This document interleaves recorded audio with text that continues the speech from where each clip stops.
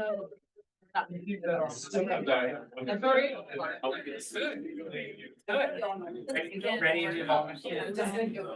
present my calendar of events.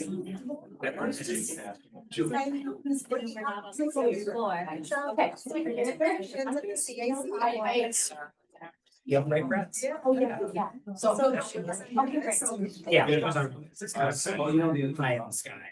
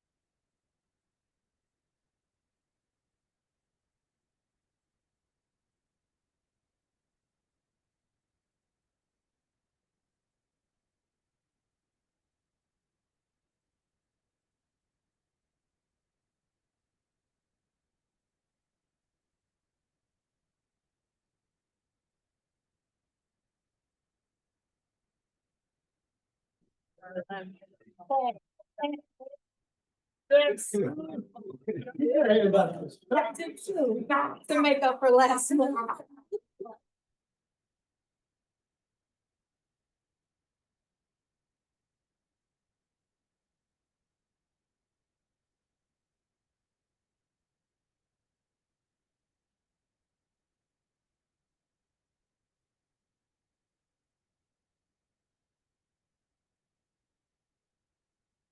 Call this meeting to order.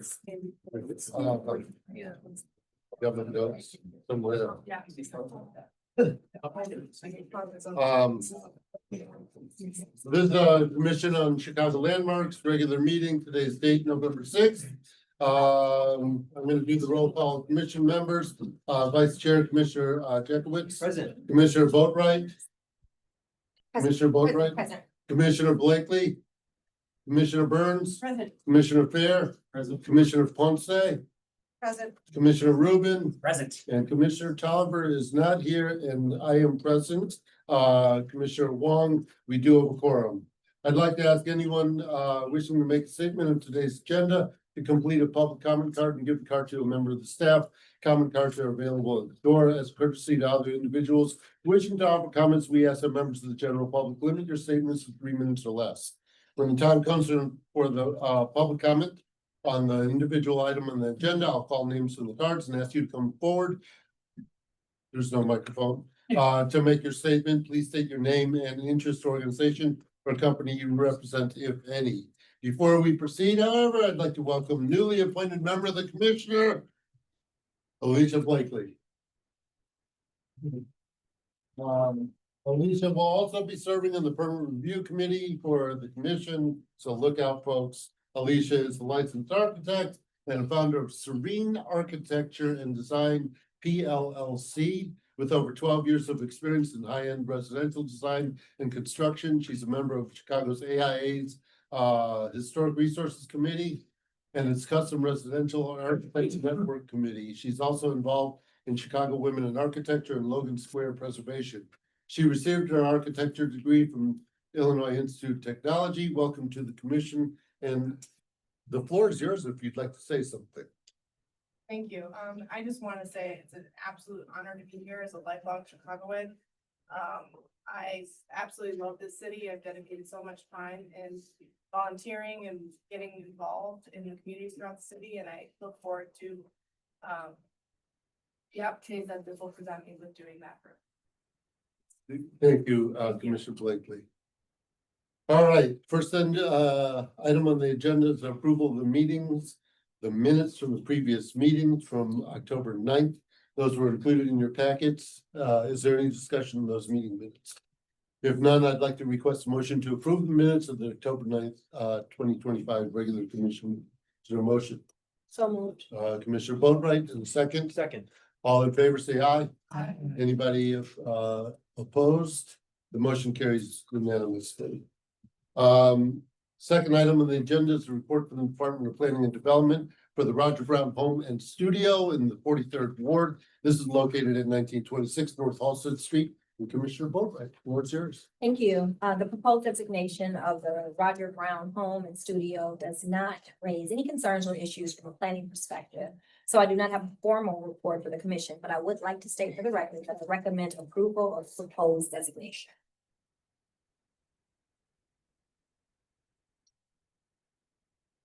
That's it? Any questions for Commissioner Boatright? I can call for public comments. We'll start with Mr. Miller. Oh, well, thank you. Ward Miller, Richard H. Treehouse Executive Director of Preservation Chicago. We find this to be a very important site and want to thank the commission and the department for taking on the landmark recommendation for the Roger Brown Home and Studio. He's an important artist, represented well in Chicago. This was also a site previously owned by the Art Institute of Chicago. It's an amazing collection of his works and personal items. And we are really grateful to see this important building landmarked.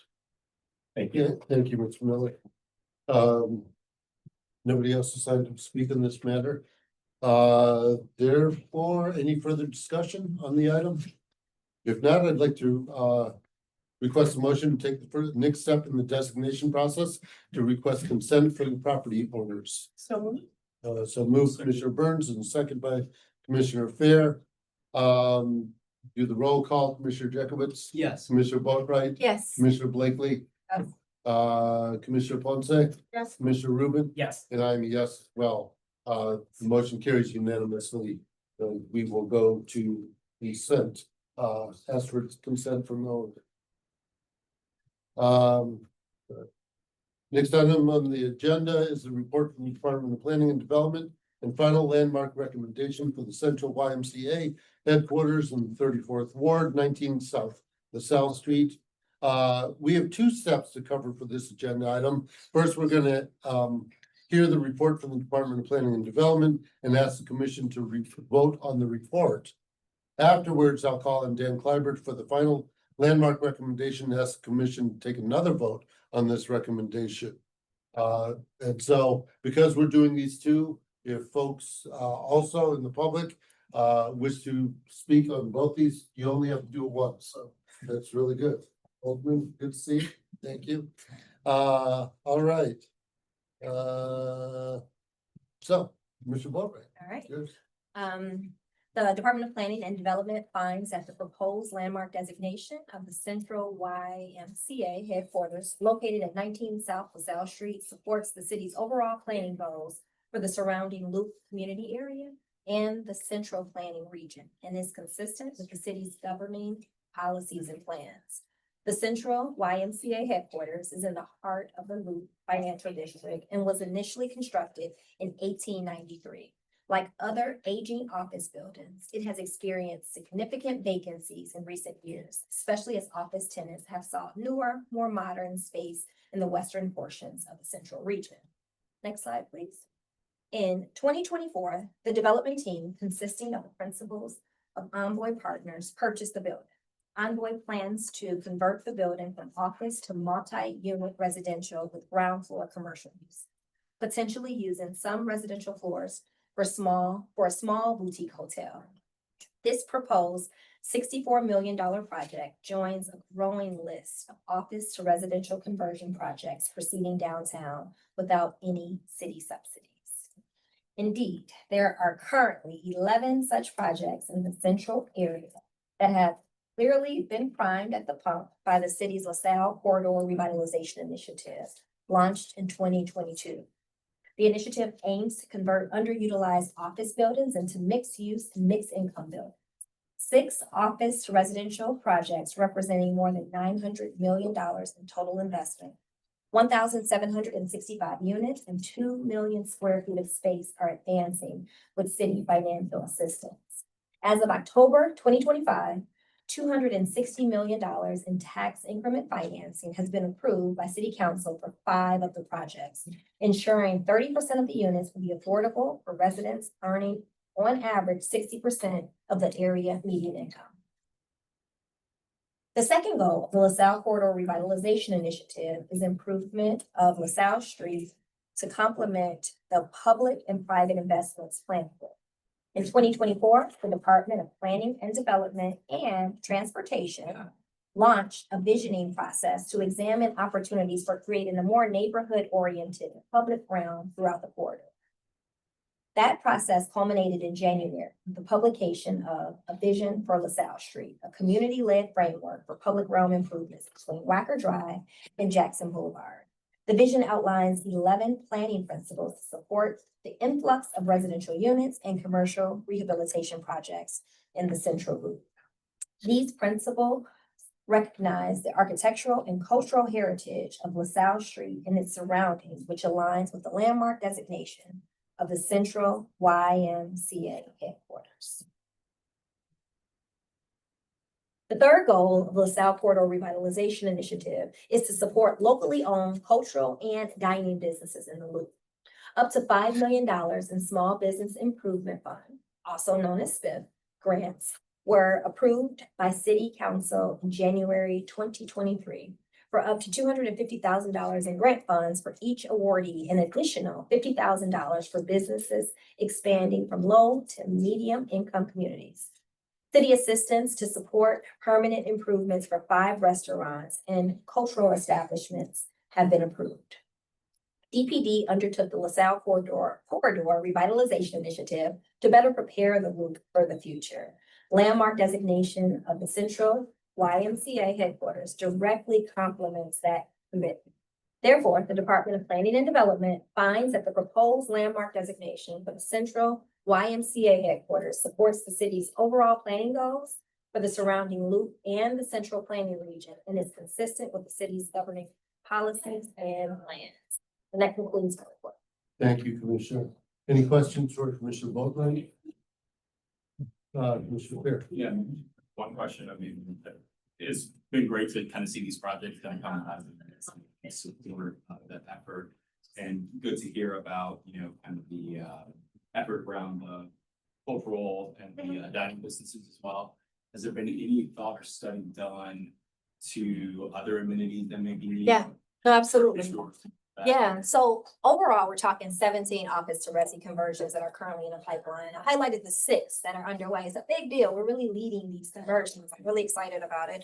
And many of these are landmark designations that are underway. When we talk about we're talking over 3,000 units between these 17 conversions. You talk about bringing 3,000 new units of housing, you have to think about all the other amenities like grocery stores, like open space, access to other amenities that many of us have access in our neighborhoods to. We need to ensure that that's down here as well. And so, in fact, some of the proposed developments includes lots of, ground floor retail. We've got one of our developers that's proposing a grocery store in the development. And so by working closely with them, we're ensuring that those uses come to fruition. I think the thing I want to do is I want to compliment the developers because they recognize how important this is too. And so we don't have to come down with a hammer to say, hey, how do we think about these amenities? They're already coming with these ideas to ensure that the Loop is not a 9-to-5 office monoculture, but instead a real vibrant neighborhood. So we're stoked about that. So yes, we're totally thinking about all those components that really make a neighborhood a neighborhood. To tag along with that, Commissioner, Mhm.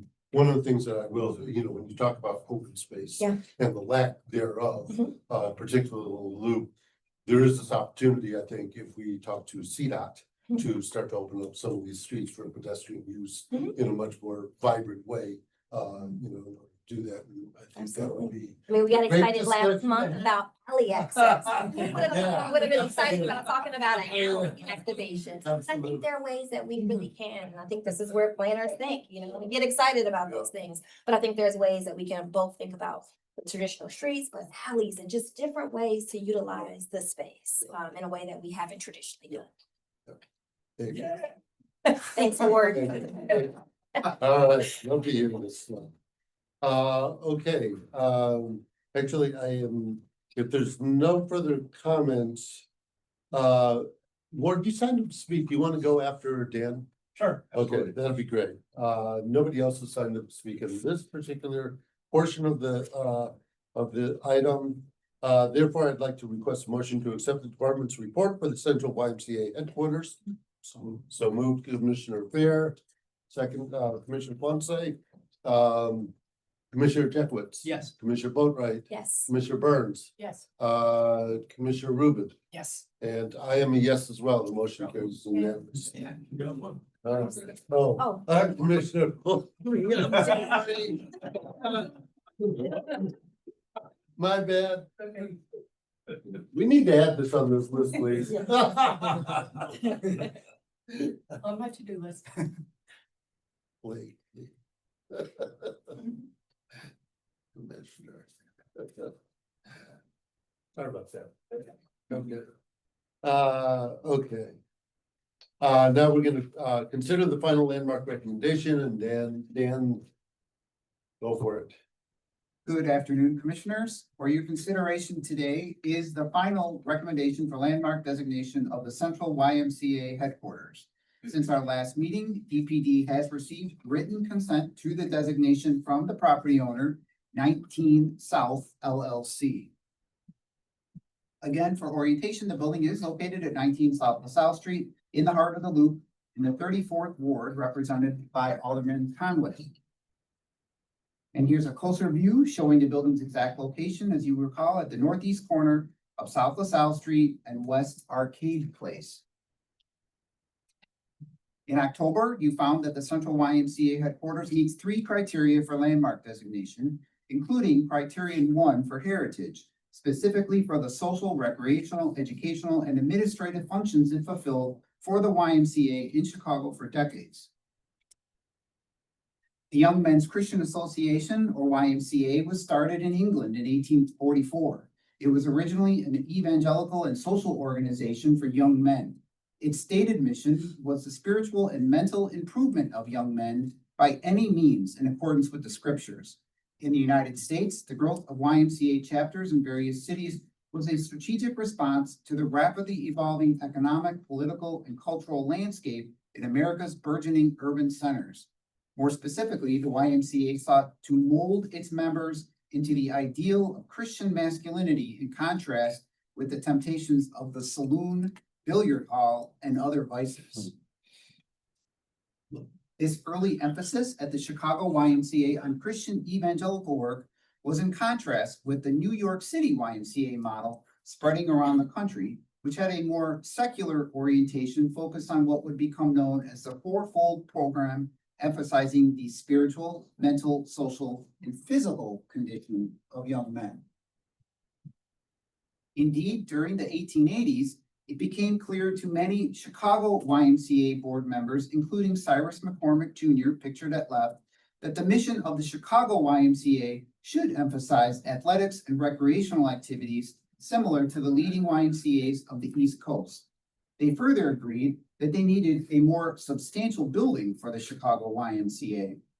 After some delays, by 1893, under new leadership at the Chicago Y, the 14-story building pictured in the middle at LaSalle and Arcade was largely completed. This building housed a wide array of recreational facilities, including bowling alleys, a swimming pool, woodworking areas, handball and tennis courts, and even a small observatory at the top of the West Tower. It was designed to provide enough space for the Y's programming as well as branch office needs, and approximately 40,000 square feet of additional private commercial office space to offset its expensive location in the heart of the Loop. By the early 1900s, membership had increased greatly at the Central Y, and the organization needed even more space to fulfill its mission. In 1913, an addition of 4 stories replaced the original building's pyramidal roof. The image on the right is the building that resulted from this change and is largely the building that we see today. Before you now at left is an interior historic image of the gymnasium space in the building and what looks like an exercise program underway. The double height gym at the rear of the fifth and sixth floors was said to be one of the finest in the country and had a mezzanine level running track and steel truss roof. Directly below the gym was a system of lockers, showers, and dressing rooms, in addition to club-like spaces that had come to characterize urban YMCA's. In addition, from the beginning, the YMCA offered an educational focus among its programs. For example, in the early 20th century, the Central Y offered English and citizenship classes to immigrant residents and opened its departments to serve the city's Chinese, Japanese, and African-American communities, among other functions. However, by the 1920s and 1930s, as the city's neighborhood YMCA's, as well as the city's park system and other private leisure activities greatly expanded, the Central Y's emphasis on physical fitness programs was increasingly replaced with more educational offerings. In 1924, the building housed an accredited junior college. During the Great Depression, a day college was established, and by 1933, the day college had expanded to a four-year college. The above 1939 ad from the Chicago Tribune highlights the Central YMCA's college's School of Arts and Science and School of Commerce, which billed itself as co-educational with flexible course schedules and low tuition. All told, throughout its years and as its programming needs changed, the Central YMCA building served thousands of individual Chicagoans, contributing to their intellectual, social, spiritual, and physical growth. You also found that the building meets criterion 4 for architecture as an early example of a steel frame skyscraper in Chicago, which combined classical ornamentation with Chicago school structural expression. The 16-story Central Y is situated on a long, narrow lot. With approximately 53 feet of frontage along LaSalle, this is the building's primary facade.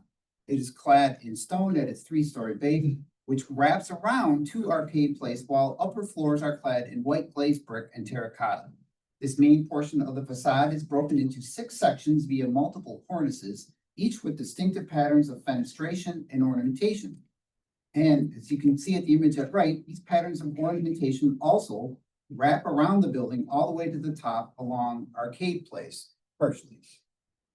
The primary facade expresses the classical ornamentation that was typical of many late 19th century skyscrapers. It also reflects the work of William Mundy's contribution to the building with its historically inspired detailing. Contrasting with the LaSalle facade on its south facade along Arcade Place, beyond the wraparound base, you can see how the building is far less adorned and expresses its steel frame more directly.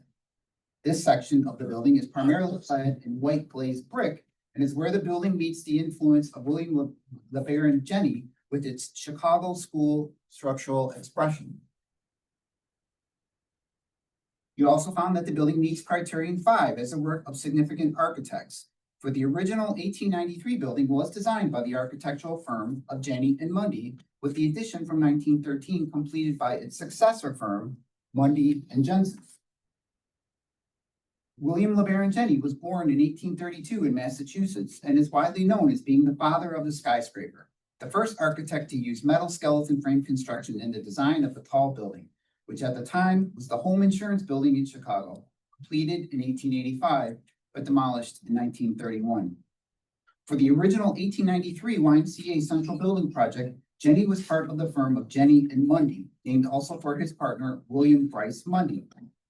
William Mundy, born in 1863, initially joined Jenney's firm as a draftsman in 1884, before becoming a junior partner in 1891.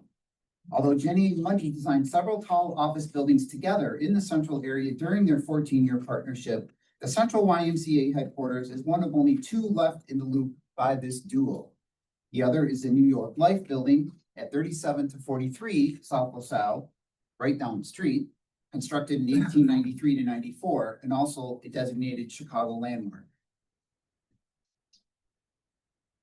While not in the loop, another building that does survive by the team is the Ludington building at 1104 South Wabash, built in 1891 and a designated Chicago landmark. The building on the right is the Isabella, located at 21 East Van Buren. It was constructed in 1892, but demolished in 2004. When the four-story Central Y addition was commissioned, the organization turned again to its original chosen architectural firm, now named Mundy and Jensen after Jenny's death in 1907. Elmer Jensen, born in 1870, started at the firm as an errand boy in 1884, learning on the job, and with schooling eventually worked his way up to architect. Together, Mundy and Jensen designed several office buildings in the Loop, including the Consumers Building at 220 South State, a designated Chicago landmark, and the Kesner Building in the Jewelers Road District at 1 to 5 North Wabash, pictured at the right. In addition, Mundy and Jensen designed 7 buildings in the city's Motor Row area, focusing on auto showrooms, including the Detroit and Cadillac Automobile Showroom at 2412 to 16 South Michigan Avenue, a contributing building within the Motor Row District. With regards to integrity, you found that the Central YMCA meets this criterion as well. Little has changed with the building's exterior between 1913, when the addition was added, and today. The building did lose its upper cornice in the 1940s, and the lower level storefront windows were partially blocked during the 1980s makeover, which also gutted the building's interior. However, these changes do not diminish the building's ability to express its significance and are reversible. As I mentioned at the beginning, the building is located in the 34th Ward, and Alderman Conway is in full support of the landmark recommendation. Please note too that the building's owner, Envoy Partners, specifically 19 South LLC, plans to undertake a rehabilitation of the building for residential use with ground floor commercial spaces, possibly devoting a few residential floors to a hotel use. A rendering of the restored building after that work is completed is in front of you now. Therefore, in conclusion, staff recommends that the significant historical and architectural features of the building be identified as all exterior elevations, including roof lines of the building. You have a final recommendation to that effect, and I know that Nick Fatikas is here representing the ownership. Should you have any questions of the ownership team? And I am here obviously as well. Thank you. Thank you, Danny. Does the commission have any questions for Dan? I do have a question. Yes. Dan, you showed us an image a couple slides ago of the forward one of the work in the 80s, just above the ground level. Does the developer plan to restore it to its original as was in the illustration? Yes. Nick, For the records, excuse me, Nick Fatikas from the law offices of Sam Banks on behalf of 19 South LLC. Yeah, the short answer is yes. And if you can go back to the rendering, the proposed rendering, it shows that in our proposal. And I think to Commissioner Boatwright's previous comment, I think the alley we were all excited about is Arcade Place. We see that as a great opportunity. So to bring back that original appearance and then put that Arcade Place to use would be really exciting. any other questions for the ownership? Ward, your turn. Oh, well, thank you. Where does one begin, really? We at Preservation Chicago are absolutely elated with the report from the department and the final landmark recommendation before you today for the Central YMCA headquarters, 19 South LaSalle. This was often one of our Chicago 7 landmark candidates. It never, our Chicago 7 most endangered candidates each year. It never quite made it because we felt that it was orange rated. The city, thanks to 2 administrations, really took on LaSalle Street in a big way, and thank you for that with the LaSalle Street Reimagined program. And we thought this building was probably in a safe place, if you will. However, it's experienced a lot of vacancy over time and just really needed a freshen up and actually a true restoration. So this is really exciting to us in so many ways. It was also one of our suggestions for landmarks, both most recently and several years ago. So it's wonderful to see this finally come to fruition. And we also wanted to share that where else in the world would you see 3 buildings in a row by William LeBaron-Jenney and his firm, the father of the skyscraper, except at LaSalle and Monroe. And we were very instrumental, along with all of you at the city, in getting the New York Life building, now the Hotel Gray landmark, about 10, 12 years ago. And excited to see Kimpton Hotels take that over. We were also their first guests in the hotel, which was really an amazing honor. So this is really a wonderful project that will help again that revisioning of LaSalle Street. And we want to thank Commissioner Boatright, Mayor Johnson, and all of you towards forwarding this really amazing project. With that, thank you, and we greatly support this designation. Thank you, Ward. Nobody else has signed up to speak on this matter. Is there anybody else who wants to? If not, any further discussion? I just want Yeah, to say something. I think that we have the opportunity here to review many examples of exemplary architecture in our city. And to me, this building is, it's exuding. It's one at the top for me. It's an incredible building with all the layers that have happened through its evolution. And now we get to, see this happen and bringing back the ground floor and Acton Street. So very excited about this. Thank you, Commissioner Jacobs. All right, I'd like to request a motion to adopt the final landmark recommendation to City Council for the Central YMCA headquarters. So moved. Moved by Commissioner Boatright, second. Second by Commissioner Rubin. To the Commissioner Jacobs, Yes. Commissioner Burns, Commissioner Commissioner Fair, Yes. Commissioner Blakely, Commissioner Ponce, Yes. and I am a yes as well. The motion carries unanimously. There we go. Maybe. When is things gonna get started, by the way? We still have some entitlement work to do. Okay. We were talking about the open space, some requirements. Mhm. We're probably looking at spring of 26, is about as quick as we can do it, Great. but we need you to get through this. Okay, let's go. Appreciate it. Thank you. Let's go. Thank you. Let's go. Okay. Next item on the agenda is a report from the public hearing and final landmark recommendation for the Humboldt and Sacramento extension to the Logan Square Boulevard District. This is primarily the 1600 to 1800 blocks of North Humboldt Boulevard, the 1000 to 1100 blocks of North Sacramento, and the east side of the 900 block of North Sacramento Boulevard in Alder Jesse Fuentes's ward. I want to make the announcement that a public hearing was held on October 22nd regarding the proposed landmark designation of the Humboldt and Sacramento extension to the Logan Square Boulevard District. Before I call on Commissioner Ponce for a report, let me reiterate that the public hearing was the forum for introducing evidence and cross-examining witnesses for the proposed designation. The commission has received copies of any received correspondence as well as the transcript and exhibits from the public hearing. However, I will allow brief comments from property owners should they wish to address the commission, and Alder Fuentes is here as well. Let me take the report first, and then we'll have you make your comments. Commissioner Ponce. No. The public hearing on the proposed landmark designation of Humboldt and Sacramento extension to the Logan Square Boulevards District was held on October 22nd at 10 a.m. in room 1103 of City Hall. The purpose of the hearing was to gather relevant facts and information to assist the commission in deciding whether the district meets the criteria for landmark designation set forth in section 2-120-620 of the municipal code. I served as a hearing officer on behalf of the commission. Copies of the public hearing transcript, commission documents, and appearance forms submitted at the hearing have been distributed to the commission members.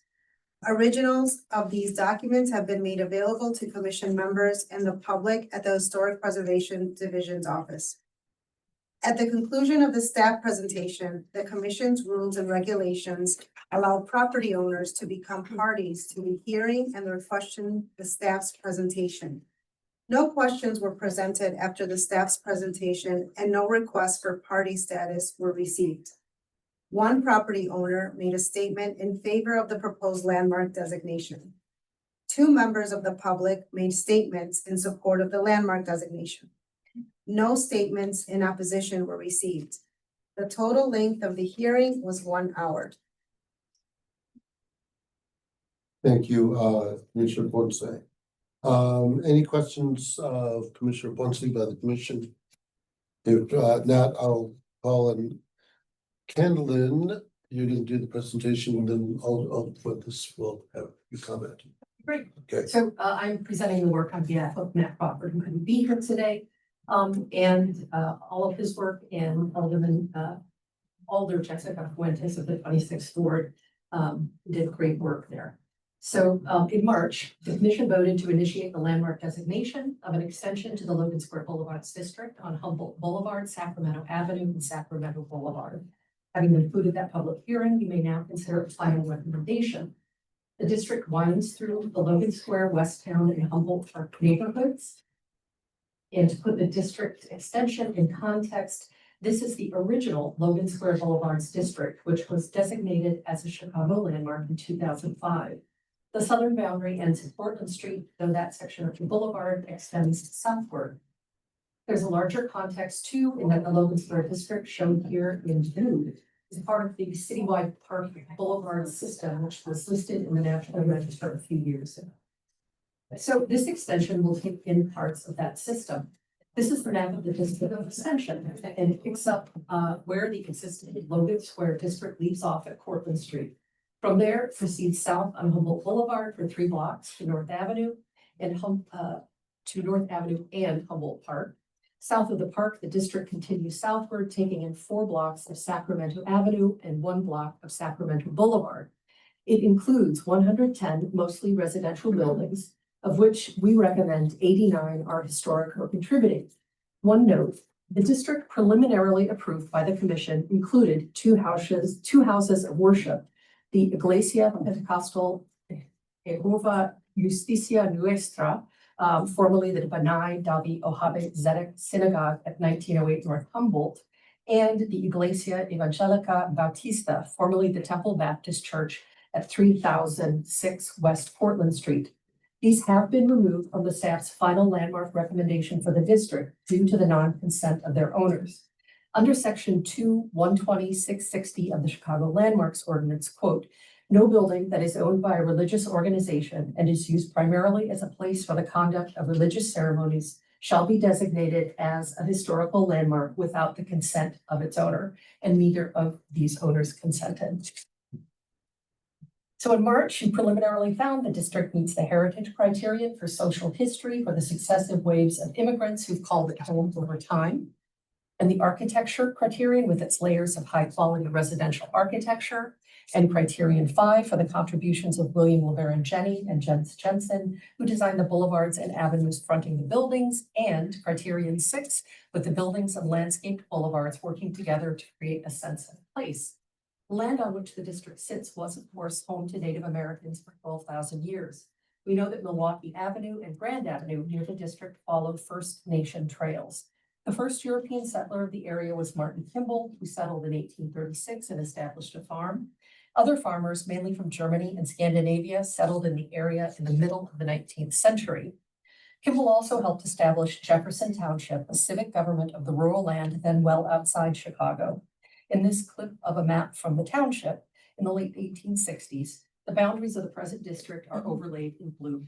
The map is interesting in 2 ways. First, it shows the beginning of residential subdivisions in the area, which would transform the area from farm to suburb and eventually urban neighborhood. And second, while Humboldt Park and its boulevards are indicated with the green coloring, the land was then privately owned.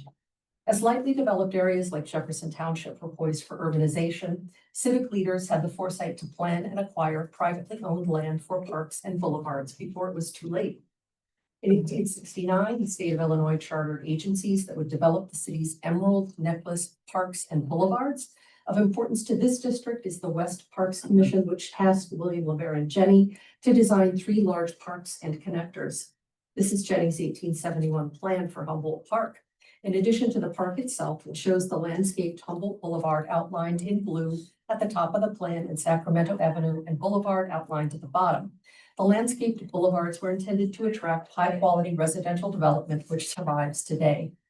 The boulevards that are part of the district were also shaped by landscape architect Jens Jensen, who led the West Parks Commission system from 1905 to 1920. And here we have Humboldt Boulevard viewed from the current 606 trail. That center drive is flanked on either side by 60-foot wide greenways landscaped with lawns and trees. To the side of these greenways are 20-foot wide service roads designed to accommodate deliveries and local traffic. As intended, these landscaped boulevards were a civic amenity that attracted residential development. Waves of immigration helped drive development of the district, particularly Germans and Scandinavians at the turn of the 20th century. In the 1920s, the district included a substantial community of European Jews. The Puerto Rican community began arriving in Chicago in significant numbers during the early 1950s when Puerto Rico became a commonwealth. Historians cite a push-pull dynamic in the movement of Puerto Ricans from the island to the mainland. A lack of economic opportunity on the island provided a push, while the hope of better jobs on the mainland served as the pull. And initially, the newcomers settled throughout the city, especially near West Side and North Side. But most Puerto Ricans left these areas during the 1960s in the face of the construction of the University of Illinois at Chicago campus and on the near West Side, and gentrification in both Lincoln Park and Lakeview. After this displacement, the Puerto Rican community in Chicago coalesced around the Westtown and Humboldt Park neighborhoods, with Division Street, known as Paseo Boricua, serving as the economic and cultural spine of the community. Paseo Boricua is now the most densely commercialized Puerto Rican business district in the U.S., and it traverses the district at Sacramento Avenue. Mass transit also helped the district develop. This photo shows the district from North Avenue when it was served by the Humboldt Park Branch Elevated. In doing research, staff stumbled upon a few people associated with the place that merit mention. First, there was Cubs pitcher Big Ed Royalbach, who lived in a two-flat at 1721 North Humboldt. He helped the Cubs win the World Series in 1907 and 1908. We've already discussed landscape architect Jens Jensen's contribution. He lived in this two-flat in the district, which is 100 yards from his office in Humboldt Park. Then there's L. Frank Baum, who wrote The Wonderful Wizard of Oz in 1899 while he resided in the district. Though his home no longer survives, its location is commemorated with this artwork and the yellow brick sidewalk pavers in front of it. Finally, there's pioneering attorney Nellie Carlin. She did not live in the district, but built this two-flat in it. She wrote, lectured, and marched in support of the women's suffrage movement and was president of the Women's Bar Association in Illinois. Regarding architecture, the district's buildings demonstrate the spectrum of housing options available to Chicago's working class and middle class families at the turn of the 20th century. The earliest buildings are single-family wood frame houses like this group on Humboldt Boulevard. They likely predate the area's annexation to Chicago in 1889, which required masonry construction. The requirements for masonry construction saw the introduction of Greystone single-family houses like these in the 1890s. The one at left was constructed by Swedish-born mason August Erlandsson as his home. By the 1910s, brick houses had surpassed greystones in popularity. Examples include the bold take on classical design at left, Queen Anne from 1910 in the center, and a Romanesque at right. Even as single-family houses were being built in the district, they would quickly be overtaken in popularity by flat buildings due to the rising land costs. This photo shows from left to right numbers 1857, 53, and 51 North Humboldt Boulevard. Here's the current view of those Greystone flat buildings, which were commissioned by Anya Anderson in 1896. While Greystone flats are a celebrated staple of Chicago architecture, brick examples of the flat building types such as these are also part of the district. Beginning in the 1910s through the onset of the Great Depression, new construction in the district began to be dominated by ever larger apartment buildings that reflect increasingly expensive land values. The configuration of these apartment buildings included corner, courtyard, and common corridor plans. This slide shows a classic example of a corner type holding the intersection of Sacramento and Division. Its projecting window bays, articulated massing, and pediments responded to the context of flats and houses in the district. Another classic Chicago apartment type is the courtyard, represented here by this example on Humboldt Boulevard from 1925. And the third type is the common corridor type, like this example on Sacramento. The mid-block location and single central entrance to a double-loaded corridor are features of this type. While the three apartment buildings just seen try to fit into their context, there are a few others in the district that have a bit more to say architecturally, like this classical revival design from 1902 by Henry Worthman with pointing medallions and an elaborate cornice. Here's another stylish example from the late 1920s that takes advantage of terracotta and clay tile. And finally, this example, also from 1928 with swirling Baroque ornament. While the district is mostly residential, it does include one former house of worship, the former Bethany Presbyterian Church from 1900, which was recently adapted to residential use with a 2019 addition to the south. In terms of integrity, the commission preliminarily found in March that the district meets this criterion. Here are some historic and current views of buildings in the district showing common changes to residential buildings of this vintage, including loss of parapet and roof decoration due to their vulnerability to the elements and window replacement. There is also some new construction in the district, but this does not impair the district's integrity. To conclude, we want to thank Alder Fuentes for supporting the initiative and conducting outreach in a ward about this initiative over the course of the last year. In addition to standing up to people in a very heroic, brave way. Thank you very much. Alder Fuentes. In terms of the district's significant features, we recommend no changes to what you preliminarily identified in March, which was all exterior building elevations, including roof lines visible from public rights of way and the landscape boulevards within the district.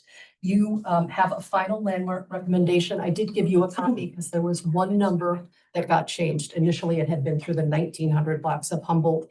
That one number got changed to 1800. So that's why I gave you a copy, just so you have that. And I'm here to answer questions that you may have. Thank you. Thank you, Tamara.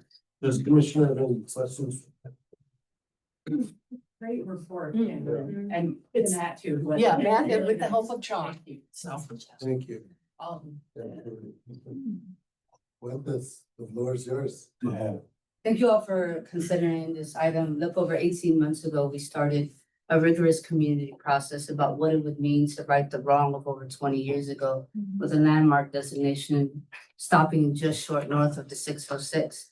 Not because the corridor didn't deserve the designation, but because politics always plays a role in what it means to protect boulevards. My attempt here is to correct that wrong, to ensure that the integrity, the characteristics, the reasons why people move to the boulevard can be protected. Everything from protecting our greystones to protecting those beautiful wood frame buildings that we see from the 1800s. When we think about the generations of families that have lived on the corridor, they have done so because of the community that has been built by architectural excellence like Jen Jensen. We are seeing rapidly gentrification destroy some of the architectural gems that we have in our community, particularly around the 606, as demolitions and deconversions become popular tools for developers. We want to ensure that here in Humboldt Park and on the boulevard that we could protect the very homes that make that boulevard beautiful. We have families who work really hard to upkeep those spaces. We have owners who have lived on that boulevard for 40, and we have 3 generations who have lived in the old Jen Jensen home for over 60 years. They want so badly to continue to live in a corridor that does not have box developments come in and take away some of the beautiful types of homes that we have on the boulevard. We have had several community meetings, facilitated one-on-one conversations with homeowners, and put out a survey in which 83% of the individuals that rent and own on this corridor are supportive of the landmark designation. So we are confident that we have done our due diligence. We pride ourselves in robust community engagement. And so we took our time. It's been 18 months, and we believe we are in a place to give families what they've wanted for the last 20 years, and that is to belong to a historical landmark designation. Thank you. Thank you. Any questions for the Alder? No? Okay, Ward, you signed up to speak. Yes. So we are once again, so let me back up. Ward Miller, Richard H. Driehaus, Executive Director of Preservation Chicago, a nonprofit organization. We again enthusiastically support the Humboldt and Sacramento extension to the Logan Boulevards Landmark District. Its report and the final landmark recommendation. We were there in 2005 when the original district came into play. I am a resident of the neighborhood. I'm a resident of the Landmark District. And there were 5 or 6 of us that really worked hard to achieve that starting in 1999. So Alder congratulations on doing that in 18 months, because it took 6 years and 2 aldermanic administrations to get that through the first time in 2005. But we understood the importance of it and how it would holistically address a lot of the issues that Alder Fuentes just addressed, and how it bring together a neighborhood that coalesce together. And we worked very hard to for that. And just always wanted to say thank you to the department. We again wanted to see this border, at least at a minimum, back in 2005, extend to North Avenue, which is the National Register District.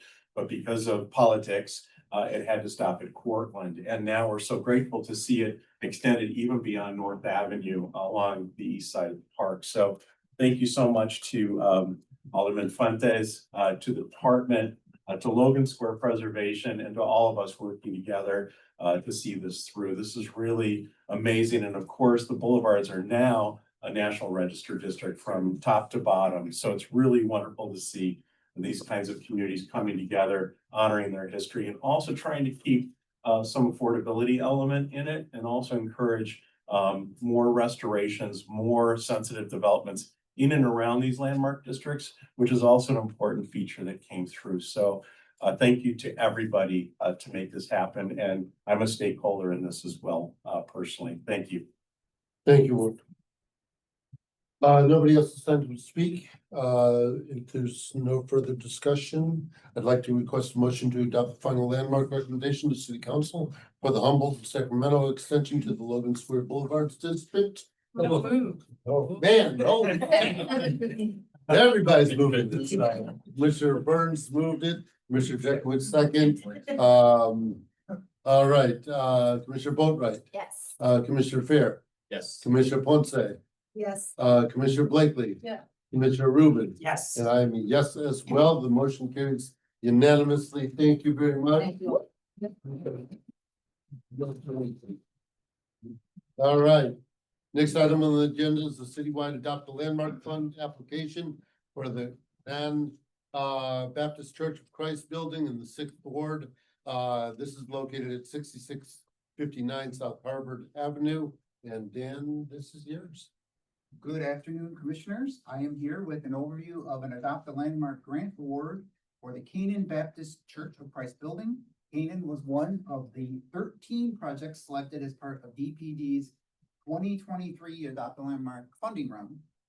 As you will likely recall, all Adopt a Landmark projects must come before the Commission when their scopes of work and budgets are finalized. The church is located at 6659 South Harvard in the 6th Ward, Alderman Hall's Ward, the Inglewood community area, and the Southeast planning area. Constructed between 1904 and 1905 and designed by Solon S. Beeman, the Canaan Baptist Church of Christ building is a handsome, well-preserved example of the classical revival style, which greatly influenced American architecture during the early years of the 20th century. Inspired by the buildings of ancient Greece and Rome, classical revival architecture achieved great popularity after the 1893 World Columbian Exposition in Chicago, where architects adapted classical forms and ornament to create a visually stunning ensemble of buildings. Originally built as Chicago's 4th Church of Christ Scientist, the interior of the sanctuary space is also particularly noteworthy. The auditorium is shaped like a letter T with 3 shallow arms. Central portion of the room has a groin vaulted ceiling with 3 radiating arms topped by barrel vaults. The auditorium is furnished with curved rows of oak pews resting on a raked floor, which focuses the attention of the congregation toward the reader's platform in the center of the east wall. The building was designated a Chicago landmark in 2006. The significant features of the designation included all exterior elevations, including roof lines of the original 1904 to 05 building, as well as the 2nd floor sanctuary interior. While continuing to be great stewards of the building overall, the congregation of Canaan Baptist has faced a continual challenge in retaining the adequate seating capacity of the main sanctuary space. This is due to the extensive failures of the seating system. In front of you are images of some of the common types of failures that have occurred with the sanctuary seats, including broken arms, seat mechanisms, broken seat bottoms, And of course, as you can see, cracked and worn out and otherwise compromised cushions. So the scope of the proposed project includes fully repairing all broken seats in the main floor sanctuary space by harvesting parts from the seats that are highlighted in red, the floor plan in front of you. These areas of the sanctuary contain the seats that are the least usable for participating in worship services and other community functions that might occur in the building due to their poor lines of sight from the main pulpit area in the top middle of the sanctuary. This, combined with a complete replacement of all of the original seat bottoms, which are wood, and worn cushions, will result in approximately 783 of the 867 seats in the sanctuary being fully usable once again. At right is an image of a new seat mock-up showing a new wooden seat bottom and cushion, which is planned for each seat.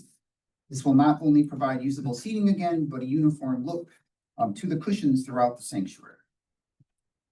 In terms of the budget, proposed adopted landmark grant award for this project is $186,750, which is actually a reduction from the preliminary estimate for this work at $246,659. Before you is the complete detailed scope of work that I just summarized, which also includes line items for escrow fees, a third-party inspecting architect, and a contingency allocation. Finally, similar to all of DPD's Adopt a Landmark projects, the project will be subject to certain Adopt a Landmark conditions as well, including that the applicant shall notify commission staff of undocumented detrimental conditions found during the work. The applicant shall enter into an escrow agreement to assure that the landmark project is completed and paid for in a timely manner. And final payment from Adopt a Landmark funds is subject to certification by the commissioner of the department that the project was completed in accordance with the requirements of the Adopt a Landmark funds, the project scope of work and budget, Adopt a Landmark agreement, and landmark guidelines. That concludes my presentation. And I know Pastor Cherry from Canaan was not going to be able to be here today, but he did send Alexis Tang, church treasurer, is here. In addition, Alex Klopp from Carroll Seating is with us as well, and Carroll will be the main contractor for this project. Great. Thank you. Thank you, Dan. Does the commission have any questions for Dan at this time? How'd you get the project cost to go down? Was it the harvesting of the chair parts? Yes, State your name and Alex Klopp, Carroll Seating Company. I've been on site at the facility many times. We're gonna harvest all the cast iron parts that are broken, which is the main culprit of why a seat fails. And then with new foam and fabric and with a new brand new wood seat bottom on those harvested parts, we will make everything fully seated. Just want to point out too, for the record, actually, it was a different contractor upon submission as well, and that contractor had a different methodology too for going about the work. He was going to actually take out all those seats, like kind of like rows by row, row by row. Okay. Alex is going to be working on them, right? And this is gonna place- be in done on place. site. Right. The work is gonna be done on site. isn't it? Absolutely. Yeah, Nothing will be removed. that sounds good. Okay, great. Thank you. Thank you. Would you like to make a comment? You know what? I didn't think I wanted to, but yes. Yes, you're gonna do. Sorry, Russian. Until I saw the church up there on the screen, I'm just honored to be a part of this. If you could historic- say your name. Oh, I'm sorry. My name is Alexa Tang, and I am a member as well as the church treasurer. So I'm just honored to be like a part of this church, like after seeing it, it's such a historical building. And I just know that the members are grateful for this opportunity to get these new seats. Thank you. Thank you. Ward, you did sign up. Yes, but I'm just signing up for the record that we are in support, no Okay. statement. Okay, you get it, it says, I do not wish to speak. Well, it's on the form, it's circled in. Okay, that's enough. Thank you. All right, any further comment? Or, yes, Just a question for Yes. Alexis, and congratulations, super happy about this. Any thoughts that you all have for the two wings that'll be opened up now? I don't know. Okay. I don't know what he's planning to do. I don't. It's fine. You got options. Yeah. flexible space. We do. put that band there. All right, any other questions? If not, I'd like to request a motion to approve a resolution for citywide Adopt a Landmark Fund grant for the Canaan Baptist Church with Christ Building. So moved by Commissioner Fair and second. Second by Commissioner Ponce. Commissioner Jackowitz. Yes. Commissioner Boatright. Yes. Commissioner Burns. Yes. Commissioner Rubin. Yes. Commissioner Blakely. Yes. And I am a yes as well. The motion carries unanimously. Congratulations.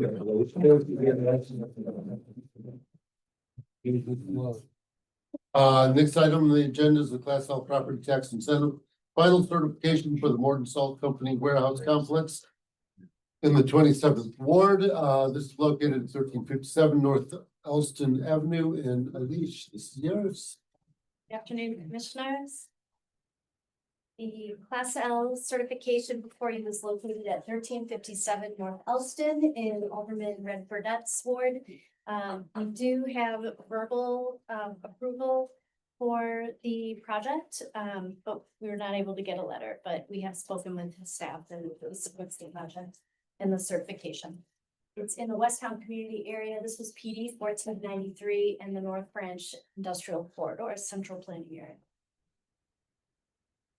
The applicant 1357 Property Owner LLC is an affiliate of Blue Star Properties. The complex, which dates to the late 1920s, consists of 3 architectural elements.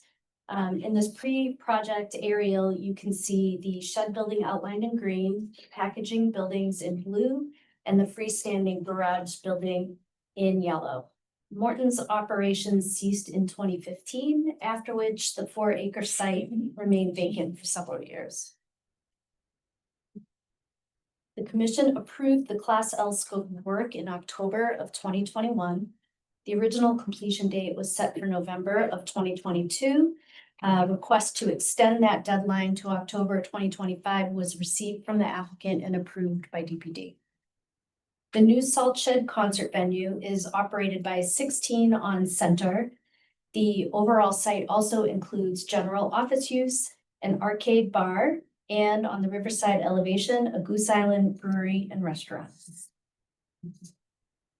In this photo, you can see structural remnants of the conveyor system for moving salt from the river barges at the river level up to the salt shed storage facility. This element was retained as an industrial artifact within the new outdoor concert space. This is the view from Black Hawk Street at the north end of the site.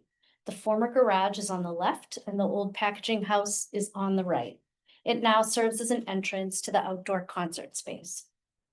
Brick masonry was tuck pointed and cleaned as part of the Class L scope, and ground floor doorways were modified to meet egress requirements for a large capacity venue. These images show the retained conveyor belt in the outdoor yard, and on the right, some of the circulation improvements made from the packaging house to that outdoor space. The shed itself required concrete repairs to its lower walls and a new insulated metal panel roofing system. Infilled window openings were restored in various locations along with new doors and lintels. Landscaping was installed to help soften the front drive, which formerly served as a rail service entrance. The applicant converted the surviving 30,000 square foot salt shed into the primary entertainment venue. Exposed structural steel trusses were retained and reinforced where needed, and balcony seating was added on the shed's east elevation. Despite the insertion of a stage and tiered seating on the far ends of the shed, the overall volume and vastness of the space still reads. The former packing house was converted for hospitality and office use. Historic fixtures such as metal industrial doors were retained throughout. This shows the connection from the packaging house into the shed venue beyond. New windows bring added daylighting into one of the new office tenant lounge areas seen here. Upgraded MEP, life safety systems, and elevators were also installed throughout. The image on the left shows another remnant from the packaging building. The team retained one wall of an old boiler, which now serves as a dramatic focal point for the on-site arcade bar's main entrance. The reverse side acts as a bar back. On the right is one of the restored skylights in the former garage building, which is now home to Goose Island Brewery. The work was required to attain 50 points to meet the Sustainable Development Policy. Those points were earned through working landscapes, bike parking for commercial and industrial uses, an EV charging station, workforce development, tree planting, proximity to transit, CTA digital displays, and a bike share station sponsorship. The Morton Salt roof sign and Umbrella Girl logo were replicated on the new insulated panel metal shed roof.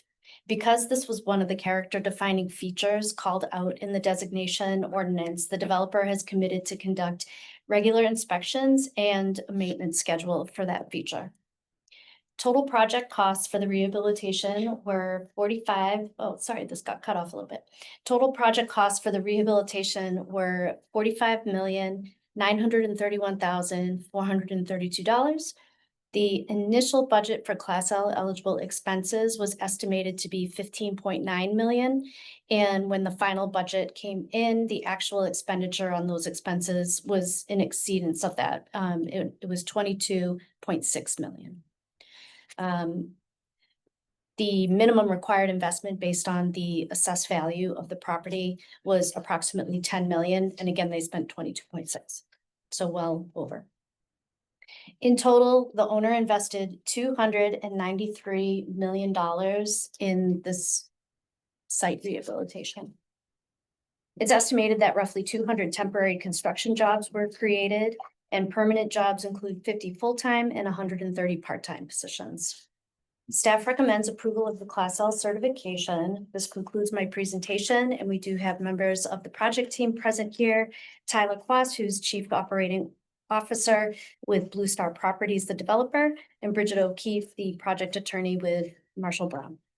Thank you, Aileen. Does the commissioner have any questions for Aileen? So Commissioner Fair. Question out of curiosity, when in construction, when was it substantially completed?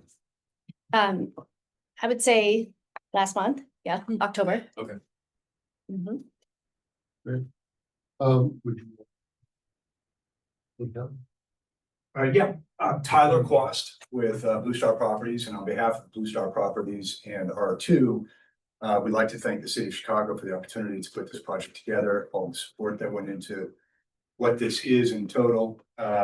Alderman Burnett, his support, Deanna, Alish, beforehand, Emily was very involved, Matt Crawford was very involved, and Ward, all of your support as well, on behalf of the landmarks. So we appreciate the opportunity. Thanks for your support. Thank you. No, we just like to say thank you very much to the staff. This project was delayed because of COVID, and so it took a lot of time on their part. We really appreciate all their effort on what is really an exciting project. Awesome. Does the commission have any questions for them? Besides me? Okay.